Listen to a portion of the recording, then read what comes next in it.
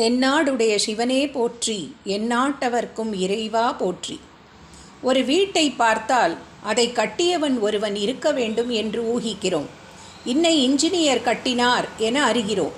ஒரு வண்டியை பார்த்தால் அதை செய்த ஒருவன் இருக்க வேண்டும் என்று ஊகிக்கிறோம். விசாரித்து பார்த்தால் இன்ன தச்சன் செய்தான் என்று அறிகிறோம். ஒரு வீடு அல்லது ஒரு வண்டி என்றால் அதில் பல விஷயங்கள் ஒன்றுக்கொன்று இசைவாக சேர்ந்து அமைந்திருக்கின்றன. ஒரு குறிப்பிட்ட பிரயோஜனத்தை உத்தேசித்து அவை இவ்வாறு உருவாகி இருப்பது தெரிகிறது. எனவே இந்த வீடு, இந்த வண்டி ஏதோ தானாகவே அகஸ்மாத்தாக உண்டாகிவிடவில்லை. இதை உத்தேசத்தோடு ஓர் அறிவே செய்திருக்கிறது என்று ஊகிக்கிறோம்.